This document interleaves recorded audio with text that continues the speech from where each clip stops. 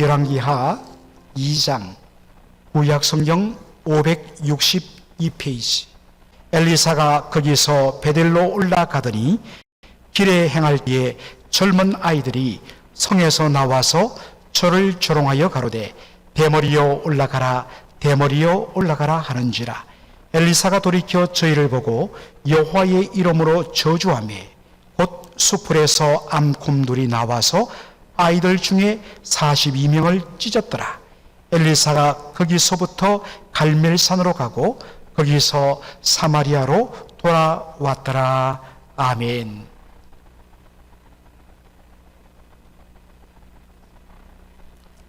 오늘 저는 열왕기하 2장 23절로 25절의 말씀을 중심으로 대머리여 올라가라 라는 조금 특이한 제목으로 말씀을 전하고자 합니다. 사실 대머리여 올라가라는 말은 오늘 성경 본문에 있는 표현 그대로입니다.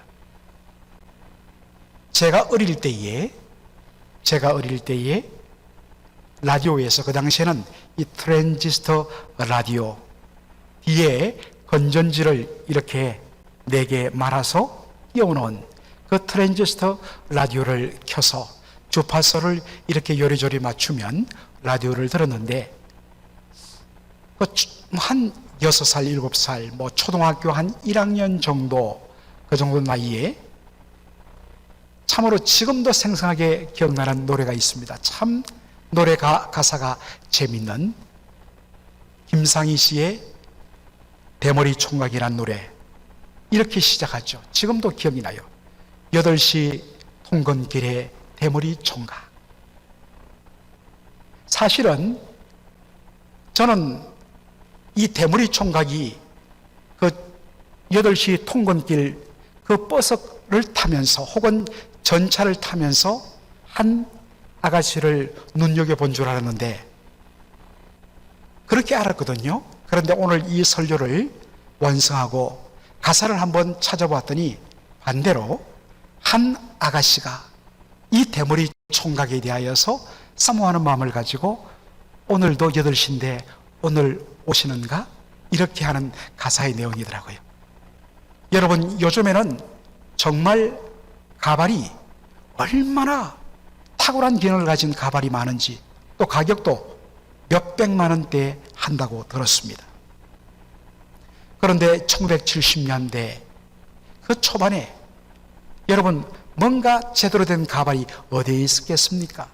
그 당시에 한국이 막 미국의 가발 수출해서 돈을 버는 효자 종목이었다지만 그 당시 기술은 정말 수준이 낮아서 아마도 그 가발을 쓰면 땀이 삐질삐질 나는 그런 가발이었을 것입니다. 그러다 보니까 가발을 쓸 형편도 못 되어서 그냥 이렇게 올라간 머리로 통근 차를 타는 그 대머리 총각. 나이는 젊은데 대머리가 되었으니까 얼마나 속이 탔겠습니까? 작년에 한국의 대선이 한참 진행된 때에 모 대선 후보가 낸 공약이 바로 이 발모제 절반 값으로 공급한다. 자신이 대통령이 되면 의료보험 적용을 받게 하겠다. 그렇게 하면 절반이 뭡니까? 거의 10분의 1 가격으로 그 발모약을 먹을 수 있다는 겁니다. 그래서 그것 때문에 잠시지만 지지율이 이렇게 올라간 적도 있습니다. 한국의 탈모 인구가 1000만 명이라고 그래요. 1000만 명 다 이렇게 올라간 것은 아니고, 우리 보기에는 조금 괜찮은데 이른바 젊은 사람들에게도 M자형이라고 해서 이쪽으로 이 머리카락이 조금씩 빠져가는 그런 것을 포함해서 어른들 보기에는 그 정도는 양호하지 않은데 젊은 사람들은 굉장히 스트레스를 합니다. 그래서 약들을 먹고, 또 요즘에는 정말 머리를 심는 그렇게 이식수술이 그렇게 발달되어 있다고 합니다. 3,000모를 심는데 700만 원이라고 그래요. 참, 그런데도 정말 돈을 모아서 머리를 심고 싶어 한다는 겁니다. 여러분, 아무리 좋은 가발이 개발되었지만 이 탈모인들, 머리카락이 숭숭 빠지는 사람들에게 가장 어떤 면에서는 상처가 되고 듣기 싫은 말이 뭐냐? 대머리입니다. 그런데 오늘 본문에 보면 대머리라는 조롱 때문에 일어난 한 사건을 다루고 있습니다. 오늘 본문 열왕기하 2장 23절로 25절의 말씀인데 내용을 요약하면 이렇습니다. 엘리야의 제자 엘리사가 베델을 향하여 올라가는데 때마침 베델 동네에서 나왔던 42명의 젊은 아이들, 사실은 원어로 보면 젊은 청년이라고 번역한 것이 더 옳습니다. 10대 청소년이 아니라 20대 초중반의 젊은 청년들입니다. 그들이 엘리사를 향하여서 대머리여 올라가라, 대머리여 올라가라 그렇게 조롱했습니다. 이에 엘리사가 여호와의 이름으로 그들을 저주합니다. 그러자 어떤 일이 일어났습니까? 숲풀 속에서 암곰 2마리가 나와서 닥치는 대로 이 베델의 젊은 청년들을 쳐 죽이는데 카운트를 나중에 해봤더니 42명이 죽었습니다. 이 일 후에 엘리야는 갈멜산으로 갔다가 다시 사마리아로 돌아오는 그 장면으로 오늘 본문의 사건은 끝을 맺습니다. 참으로 구약을 설교하는 설교자의 입장에서 가장 설교하기 어려운 난감한 본문이 오늘 본문이라고 그렇게 말들 합니다. 이 사건을 보는 관점은 참 다양합니다. 보수적인 시각에서는 어디 감히 주의 종을 조롱해, 죽어도 싸다. 그래서 보수에서는 주의 종 이렇게 하죠. 진보적인 시각에서는 아니 어떻게 윤리를 강조하니까 어떻게 아무리 속상하기로니 여호와의 이름으로, 종교의 이름으로 사람들을 저주할 수 있는가? 이것은 진정한 종교가 아니다. 종교를 윤리도덕으로 접근하니까 그렇게 볼 수 있습니다. 여성신학자들은 모든 신학의 초점을 여성이라는 성에 맞춘 여성신학자들은 일종의 페미니스트 디알로지죠. 아니 숲속에 수많은 곰들이 있을 것인데 왜 하필이면 암곰 2마리냐? 이건 여자들에 대한 모독이다. 전형적인 가부장적 남성 중심의 사고에 입각한 생각의 반영이다. 이렇게 접근을 합니다. 여러분 어떻게 보든 간에 오늘 이 본문은 대단히 불편하고 이 말씀을 바로 통해서 은혜를 받기가 어렵습니다. 저는 이렇게 먼저 질문을 던지고 싶습니다. 여러분 정말 엘리사는 대머리였을까요? 여러분 인터넷을 켜고 구글 서치 그 윈도우 창에다가 엘리사를 쳐보십시오. 이미지 화면으로 들어가면 수많은 성화들이 나오는데 엘리사와 관련된 성화들이 나오는데 한결같이 엘리사의 머리를 대머리로 그리고 있습니다. 왜냐하면 열왕기하 2장 23절 이하의 대머리여 올라가라 대머리여 올라가라는 말 때문입니다. 물론 보지를 못했기 때문에 이 표현 그대로 엘리사는 대머리일 수가 있습니다만 저는 그렇지 않을 가능성이 더 많다고 봅니다. 여러분 생각해 보십시오. 아무리 철없는 아이들이라고 할지라도 건장한 처음 만난 사람을 향하여서 대머리여 올라가라 대머리여 올라가라 있을 수 없는 일입니다. 둘째는 여러분 한번 생각해 보십시오.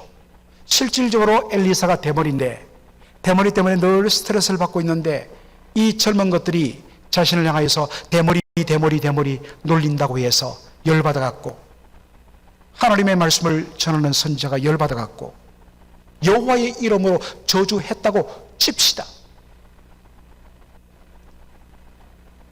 그런데 하나님께서 엘리사가 여호와의 이름으로 저주를 했으니까 내가 너의 말을 온전히 응답해 줄게 하고 하나님께서 암곰 2마리를 풀어갖고 42명을 죽일 수가 있겠습니까? 만일 엘리사가 정말 백보 양보해서 정말 조롱에 화가 나갖고 주의 이름으로 여호와의 이름으로 이 젊은 것들을 저주했다고 그렇게 보았을 때 여러분, 하나님은 어떻게 반응하겠습니까? 우리 하나님은 어떤 분이십니까? 옳거니 너 열받는데 내가 기분 풀어줄게 하실 분이겠습니까? 오히려 어디 감히 여호와의 이름을 가지고 함부로 사람을 저주하는데 써다니 오히려 하나님께서 엘리사를 강하게 책망하셨을 것입니다. 종종 보면 뭔가 어떤 면에서는 그런 권위 있는 사람에 대하여서 잘 순응하지 않고 복종치 않을 때에 자신이 가진 그런 권위, 그것도 권위는 아니지만은 그것을 가지고 여호와의 이름으로 함부로 저주를 남발하는 사람이 있습니다. 여러분, 전혀 두려워하지 마십시오. 그런 저주 전혀 통하지 않습니다. 그리고 제가 늘 이야기하죠. 그런 교회 반드시 떠나십시오.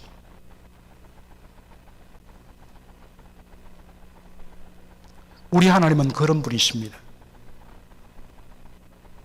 오늘 우리가 이제 좀 더 말씀을 보면 알겠지만은 잠정적으로 추론하면 엘리사는 대머리가 아닐 가능성이 대단히 많습니다. 자, 그렇다면 엘리사가 대머리가 아닌데 왜 베델의 젊은 청년들은 엘리사를 향하여서 대머리여 올라가라, 대머리여 올라가라 그렇게 조롱했을까?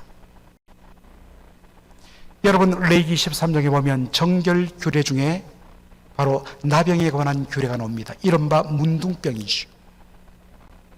나병은 동서양을 막론하고 동서고금을 막론하고 천형, 하늘의 형벌과 저주로 여겨졌습니다.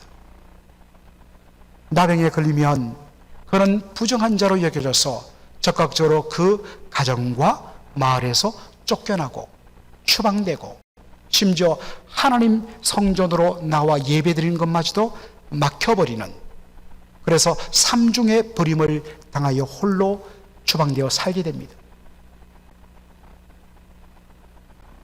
그런데 레위기 13장에 보면 나병의 수많은 정상 중에 한 정상이 뭐냐? 머리카락이 빠지는 겁니다. 대머리가 되는 겁니다. 머리카락이 자연스럽게 빠지는 경우도 있지만 나병, 아주 독성, 악성 피부병에 걸리면 머리카락이 숭숭 빠지는데 그것을 보고서 면밀히 관찰한 후에 나병으로 판정을 내리게 됩니다. 그래서 다른 병으로 머리카락이 빠질 수 있고 자연적으로 유전적으로 머리카락이 빠질 수도 있지만 일단 그 사람이 머리카락이 없고 덤성덤성하고 대머리면 사람들은 저거 혹시 나병 걸린 사람 아니야? 하나님 앞에 저주받은 부정한 사람 아니야? 라고 그렇게 의심을 한다는 것입니다. 이것 때문에 머리카락이 없는 사람은 굉장히 바로 스트레스를 받고 그것 때문에 옥의 눈초리를 받게 될 수밖에 없는 현실이었습니다. 바로 이러한 이미지를 사용해서 베델의 젊은 청년들이 엘리사 선지자를 향하여서 대머리여 올라가라, 대머리여 올라가라 했던 것은 무엇 때문입니까? 너는 저주받은 인간이야. 이 동네에서 썩 꺼져버려 이 부정한 인간아 라는 그런 표현입니다. 특별히 여러분, 우리가 주목할 것은 엘리사를 향하여 조롱한 말 한마디입니다. 올라가라, 올라가라. 여러분, 왜 베델의 젊은 청년들은 마치 부정한 인간, 더 이상 우리와 상종 못할 인간이란 이미지를 가진 그 대머리를 사용하여서 대머리여 올라가라, 대머리여 올라가라고 말했을까요? 여러분 열왕기 하 2장에 보면 어떤 장면이 놉니까? 이른바 엘리야가 죽음을 보지 않고 하늘로 올라간 성천 사건이 나옵니다.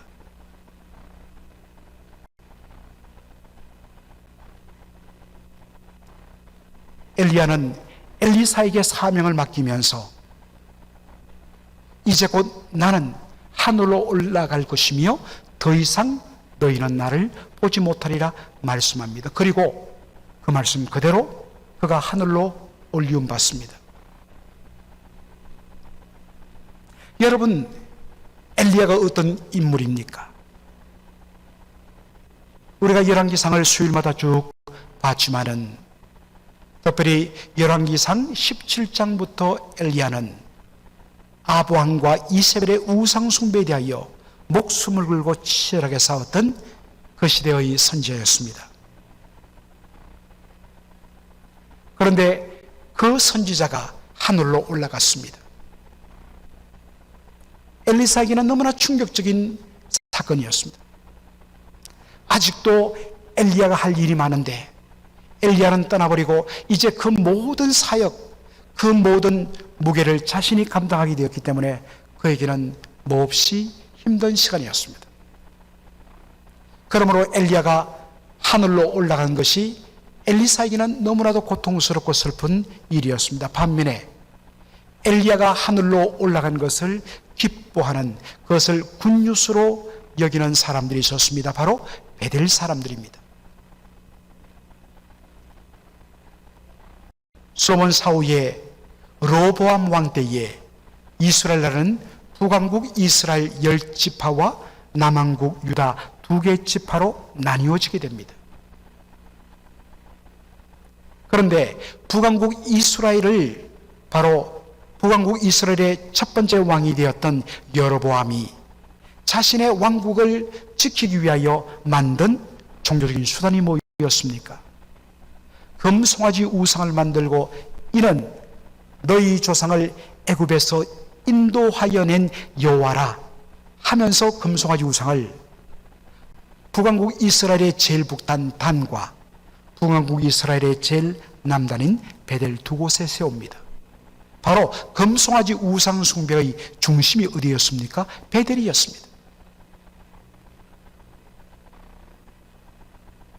그런 베델 사람들에게 우상 숭배에 대하여 여호와의 이름으로 지적하며 경고하며 말씀으로 책망하는 엘리야의 존재가 너무나도 눈에 가시처럼 여겨졌습니다. 엘리야 때문에 너무나 고통스러웠습니다. 그런데 그러한 엘리야가 어느 순간에 하나님께서 그를 들어 올리심으로 하늘로 올라가 버린 것입니다. 엘리야가 떠나는 순간 그들은 환호했습니다.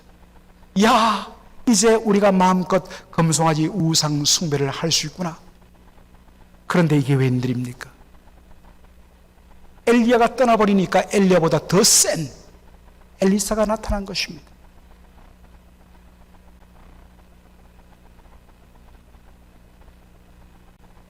그리고 그 엘리야의 사명, 갑절의 영감을 받고 충만한 엘리사가 지금 베델로 올라온 것을 그들이 본 것입니다. 이것을 보고 도저히 견딜 수가 없는 베델 사람들이, 그 젊은 사람들이 엘리야가 올라오는 것을 보고서 가로막으면서 못 올라간다. 이 대머리야, 이 저주받은 인간아, 이 부정한 인간아, 너는 너희 서성을 따라서 위로 올라가라. 위로 꺼져버려.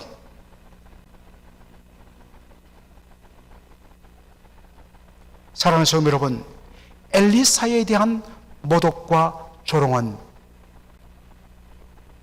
엘리사 자체에 어떠한 특별한 어떤 면에서는 권위가 있는 것이 아니라 그는 비록 한 인간이지만 여호와 하나님의 말씀을 대언하는 대언자입니다. 그러므로 인간 엘리야의 사에 대한 어떤 조롱과 저주가 아닌 그가 가지고 있는, 그가 대언하는 여호와 하나님과 그의 말씀에 대한 모독과 조롱으로 하나님 여기신 것입니다. 그래서 하나님께서 바로 이 악한 42명의 젊은이들을 치신 것입니다. 숲속에서 암곰 2마리가 나와서 42명의 젊은이들을 쳐서 죽입니다.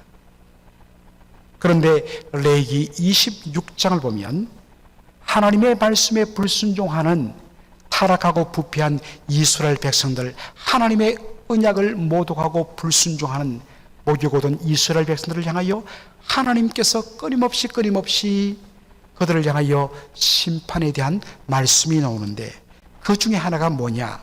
바로 레위기 26장 22절의 말씀입니다. 내가 들짐승을 너희 중에 보내리니 그것들이 너희 자녀를 움키고 너희 육축을 멸하며 너희 수요를 감속해 할지라 너희 도로가 황폐하리라. 여러분, 이 말씀에 비춰봤을 때 이 짐승을 통하여 하나님께서 하나님의 말씀을 모독하며 그것을 조롱했던 이 젊은 사람들을 하나님께서 심판한 것으로 봐야 합니다. 하나님께서는 하나님의 말씀에 대한 거부와 조롱에 대하여 결코 넘어가지 않습니다. 하나님의 말씀에 대한 조롱과 거부는 그 말씀을 하시는 하나님 존재를 거부하는 일이기 때문입니다. 그래서 사무엘상 2장 30절 마지막에 보면 이렇게 말씀합니다. 나를 존중히 여기는 자를 내가 존중히 여기고 나를 멸시하는 자를 내가 경멸하리라. 여러분, 우리는 잘못 생각하는 것이 하나님은 사랑의 하나님. 맞습니다. 하나님 사랑의 하나님이죠. 그러나 여러분, 진정한 사랑은 무엇입니까? 서로에 대한 존중과 서로에 대한 정말 온전한 인정이 전제되는 것입니다. 하나님 말씀하십니다. 내가 나를 존중히 여긴 자를 내가 존중히 여기고 나를 멸시하는 자를 내가 경멸히 여기리라. 하나님의 말씀을 조롱하며 멸시하는 자들을 결코 가만히 두지 않습니다. 여러분, 그런데 가장 무서운 심판은 뭐겠습니까? 차라리 저렇게 눈으로 드러나는 어떤 일부분의 심판을 통하여 그 집안과 그 도시 전체가 경악하면서 두려워 떨면서 차라리 그러한 아픔을 통하여 하나님 앞에 나온다면 그것은 도리어 변장된 축복일 수 있는데, 가장 무서운 것은 하나님을 조롱하고 하나님을 멸시하는데도 불구하고 하나님께서 아무런 조치 취하지 않고 그냥 내버려 두는 것, 사실 이것이 가장 무서운 저주입니다. 하나님께서 아예 상관치 않는다는 것입니다. 그것만큼 무서운 심판은 없습니다. 오늘 본문 마지막 말씀은 엘리사의 그 다음의 행적을 이렇게 보여주고 있습니다. 엘리사가 거기서부터 베델에서부터 갈멜산으로 가고 거기서 사마리아로 돌아왔더라. 여러분, 왜 엘리사의 이러한 행적을 밝혔을까요? 여기에는 특별한 메시지가 들어있다고 학자들은 말합니다. 여러분, 갈멜산은 어떤 곳입니까? 갈멜산은 바로 그의 스승 엘리야가 450명의 바알 선지자와 400명의 아세라 선지자와 함께 영적인 바로 대결을 펼쳤던, 거기서 하나님의 영광을 보여주며 하나님의 살아계심을 보여주던 승리의 장소입니다. 은혜 받은 장소입니다. 바로 이 갈멜산으로 가서 하나님께서 주시는 놀라운 은혜의 재충전을 받기 위하여 갈멜산으로 간 것입니다. 그런 다음에 어디로 가느냐? 사마리아로 돌아옵니다. 사마리아는 아방과 그의 아내 그리고 그의 자녀들이 여전히 다스리고 있던 곳이었습니다. 가장 문제 많고 가장 타락하고 가장 말씀을 거부하는, 가기만 하면 오히려 상처받고 가기만 하면 공격을 받는 사마리아로 돌아왔다는 것입니다. 왜냐하면 자신이 사명받은 것은 바로 이 현장이기 때문입니다. 그런데 그것을 자신의 힘으로 감당할 수 없습니다. 그래서 먼저 은혜의 장소 갈멜산에서 은혜의 뜨거운 재충전을 받아서 그 힘으로 사마리아로 오고, 또 사마리아에서 지치면 그 놀라운 은혜의 자리로 돌아가서 다시 재충전을 받고 다시 사명이 있는 사마리아로 돌아오는 이 삶을 반복한 것입니다. 어떤 의미에서 이것은 오늘 우리의 주일 예배와 바로 우리의 일상의 삶을 보여주는 것입니다. 주일 예배는 살아계신 하나님을 만나고 그분으로부터 우리가 충만함을 받아 바로 세상으로 우리의 삶의 현장으로, 영적 전투의 현장으로 보내봤습니다. 일주일 내내 그 받은 은혜를 가지고 씨름하다 보면 어느 순간 지쳐버리죠. 그랬을 때 다시 은혜의 자리로 사모하며 나와서 그 주일 예배에 만나주시는 하나님의 놀라운 위로와 은혜로 충만해져 갖고 다시 주님 세상으로 나가겠습니다. 그래서 주일 예배에 목숨 걸으라는 말이 바로 거기에 있습니다. 전신 바짝 차리고 정말 주님이 주시는 그 놀라운 은혜를 사모하며 하나님 여기서 은혜 받고 충만하게 하지 않으면 제가 어떻게 한 주간의 삶을 능력 있게 감당할 수 있겠습니까? 이것이 바로 오늘 이 본문이 우리에게 던지는 메시지입니다.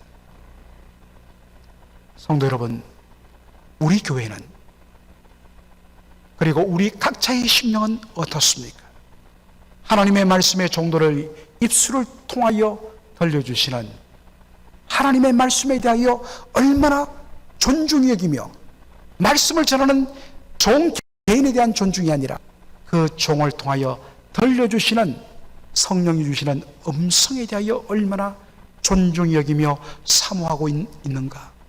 아니면 듣기 싫다고 귀를 막고 조롱하고 무시하고 외면하고 있지는 않는가?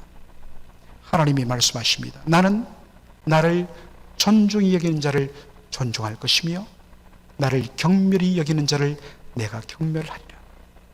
이 말씀 앞에 두렵고 떨림으로 다시 한 번 더 우리의 심령의 허리띠를 동이는 저와 여러분 되기를 주의 이름으로 축원합니다. 아멘. 기도하겠습니다. 아버지 하나님, 오늘 주의 예배를 통하여서 우리 주님께서 우리에게 주시는 이 놀라운 말씀, 두려운 말씀, 그러나 그 속에 분명히 주님이 주시는 위로의 말씀이 들어있는 줄 알고 감사를 드립니다. 아버지 하나님, 하나님의 말씀에 대하여 조롱하며 외면했던 그 엘리사 시대의 현실이 오늘 우리의 현장 속에 나타날까 두렵사오니, 아버지 하나님이여, 정말 두렵고 떨림으로 하나님의 말씀을 기쁘게 받고 두려움으로 받고 감사함으로 받고 그 말씀하시는 하나님의 음성에 대하여 귀를 기울이는 사모하는 저희들 될 수 있도록 인도하여 주시옵소서. 나는 나를 존중히 여긴 자를 내가 존중할 것이며 나를 경멸히 여긴 자를 내가 경멸하리라. 아버지 하나님의 이 두렵고 떨리는 말씀 앞에 우리의 심령이 하나님 떨게 하여 주시고 경각심을 가지고 깨어 근신할 수 있도록 인도하여 주시옵소서. 아버지 하나님, 은혜의 자리에 들어가서 하나님께서 주시는 은혜의 재충전을 받고 그 받은 힘으로 하나님이여 가장 힘들고 어려운 우리의 사명의 현장으로 나와서 주의 영광을 위하여 몸부림치다가 지치면 다시 은혜의 자리로 돌아가서 재충전을 받고 다시금 또다시 주의 영광을 위하여 힘있게 살아가는 저희들 될 수 있도록 인도하여 주시옵소서. 이것 때문에 주여 우리가 피곤하고 힘들지만 하나님 이렇게 예배 자리로 나옴을 저희들이 깨닫게 하여 주시고, 특별히 우리 맥걸린 한인 장로교회 성도들, 특별히 직분자들, 아버지 하나님, 하나님의 이 말씀 앞에 두렵고 떨림으로 깨어있게 하여 주시옵소서. 예수님의 이름으로 기도하옵나이다. 아멘. 지금은 우리 주 예수 그리스도의 은혜와 아버지 하나님의 무한하신 사랑하심과 성령의 위로교통 충만 역사하심이 하나님께서 주시는 말씀에 대하여 두렵고 떨림으로 사모하며 받게 하여 주시고, 하나님께로부터 은혜의 재충전을 받아서 다시금 우리의 삶의 현장으로 돌아가 하나님의 영광을 위하여 힘있게 살기로 결단하고 이 자리를 떠나가는 귀한 성도들 10명 위에 이제로 영원토록 함께 있을지어다. 아멘.